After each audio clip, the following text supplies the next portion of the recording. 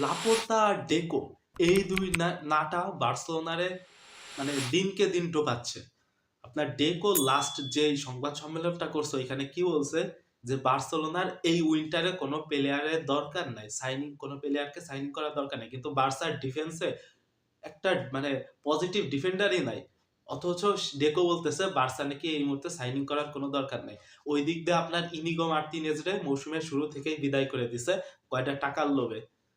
এখন বার্সার ডিফেন্স পুরো শূন্য, কিন্তু সে বলতেছে বার্সা এখন স্বয়ংসম্পূর্ণ, বার্সার কোনো প্লেয়ার দরকার নেই এই মুহূর্তে। আর এইটা কোন ধরনের পাগলামি কয় ছাগলামি কয় এইটারে? ডেকো কি মানে বার্সার ডাইরেক্টর হওয়ার পর বার্সারে কি কখনো সে চায় না সে চ্যাম্পিয়ন্স লিগে বার্সা মানে একটা কাপ নিক?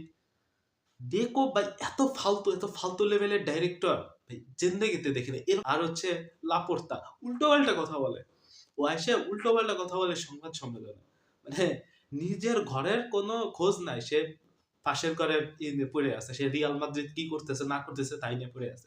কিন্তু নিজের ঘরের মধ্যে যে প্রতিটা প্লেয়ার ইনজুরিতে পড়তেছে, তার একটা পারফেক্ট নাম্বার 9 নাই, তার যে ডিফেন্সে এত প্রবলেম, সে তা নিয়ে ভাববে না। সে পড়ে আছে পাশের বাসা নিয়ে। ওই মানে বাঙালি অভ্যাস তাগের মধ্যে যেন চলে গেছে। কিন্তু ডেকো সাধারণ নাটা সে এই সে কি বললো যে বার্সা নাকি প্লেয়ার লাগবে না।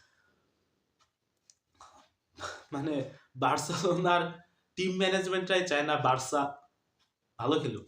তারা চায় না বার্সা, যদি তারা চাইতো তাহলে এইরকম সিদ্ধান্তের কথা কিভাবে তারা জানায়? এই মুহূর্তে বার্সেলোনার তো মানে সবাই বুঝতেছে, সবাই দেখতেছে যে বার্সেলোনার ডিফেন্সে কত প্রবলেম চলতেছে। ইনিগো মার্টিনেজ যাওয়ার পরে পুরো বার্সার ডিফেন্স শূন্য হয়ে গেছে, অথচ সে বলে কিনা বার্সা এখন কোনো প্লেয়ার সাইনিং করার দরকার নেই। এইটা মানে পাগলামি ছাড়া আর কিছুই না, আর কিছু বলার নাই ভাই। এটা শোনার পর আর কিছু বলার নাই, নাথিং টু সে। তবে লামিন ইয়ামাল তার ফর্মে ফেলছে, এই মাসের সে ম্যান অফ দ্য মান্থ হয়েছে। অনেক ট্রলের পরও Lamine Yamal man of the month হয়েছে। এই ফর্মে ফেরাটা কিন্তু বার্সার জন্য অনেকটা দরকার ছিল। সাথে রাফিনিয়া পেদ্রিও ব্যাক করছে, এবং দেখা যাক শেষ পর্যন্ত কি হয়।